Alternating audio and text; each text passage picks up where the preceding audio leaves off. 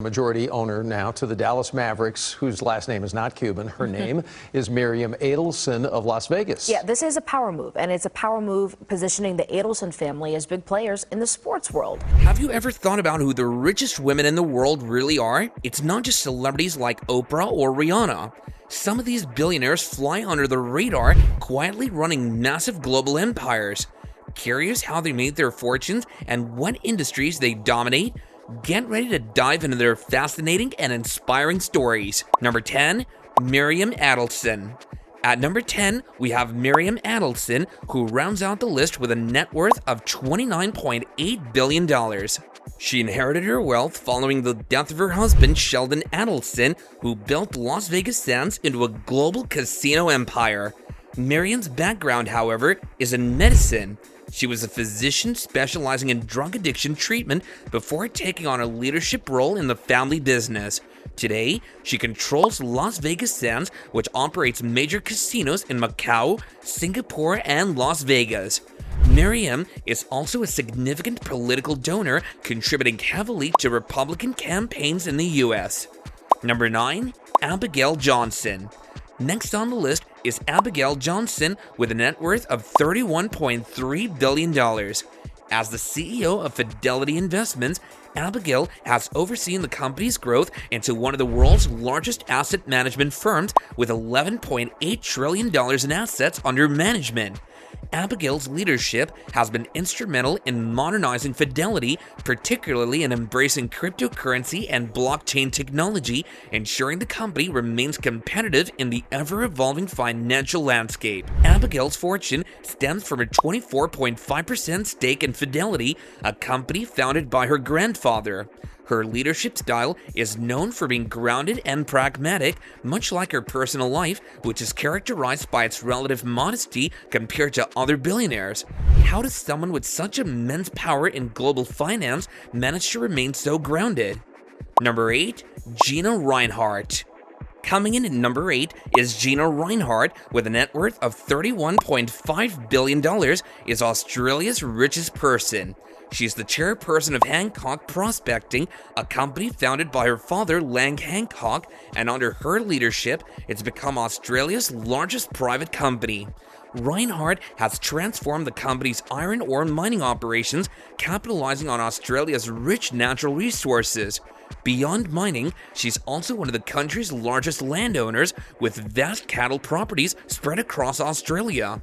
Rinehart is also a significant political figure in Australia, often advocating for the interests of the mining industry and promoting free market policies. Her wealth and influence have made her a key player in shaping Australia's economic landscape. Number 7, Mackenzie Scott. At number 7 is Mackenzie Scott with a net worth of $33.3 billion. After her divorce from Jeff Bezos, Mackenzie made headlines not just for her massive wealth, but for her unprecedented generosity. She pledged to give away at least half of her fortune through the Giving Pledge, and since then, she has donated over $14 billion to various causes, including education, racial equality, and climate change.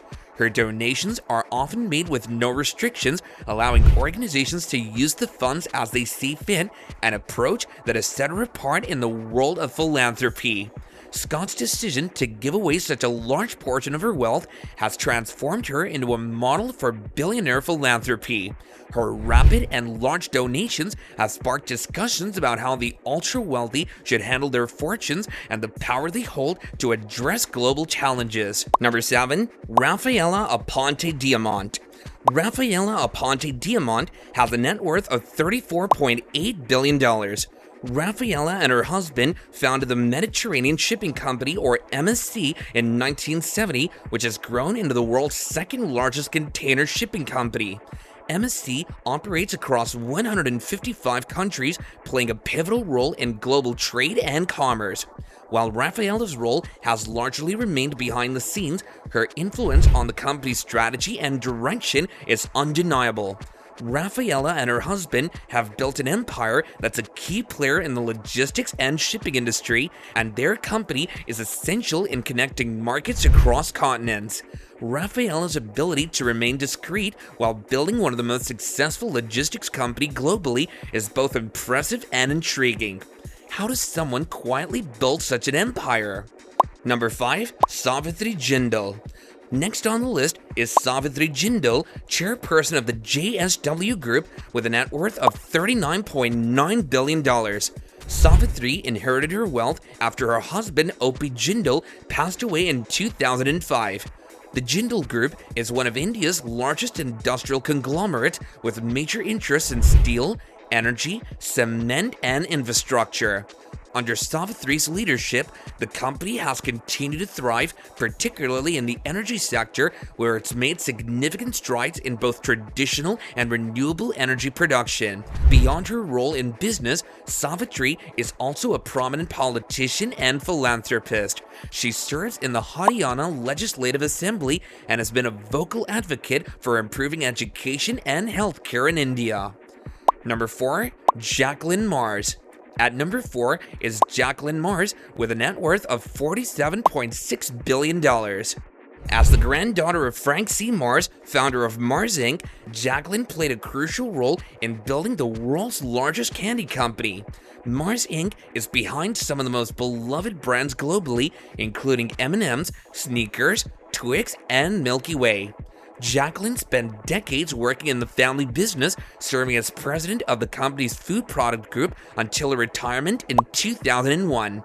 Though she has stepped away from daily operations, she remains a member of the board, continuing to influence the company's strategic direction. She sits on the boards of several institutions, including the National Archives Foundation and the Smithsonian, where she supports cultural and historical preservation. Number 3. Julia Koch. Next on the list is Julia Koch with a net worth of $74.2 billion. Julia Koch is the widow of David Koch, who built Koch Industries into a global powerhouse alongside his brother Charles Koch. Koch Industries is a vast conglomerate involved in industries ranging from petroleum, chemicals, and refining to energy, fiber, and ranching.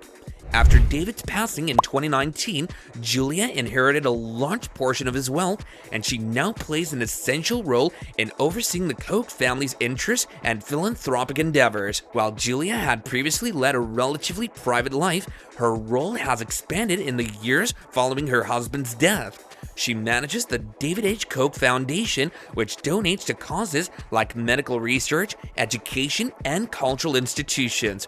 The foundation has made significant contributions to hospitals and research institutions focusing on cancer treatment, a cause particularly meaningful to Julia due to David's battle with cancer.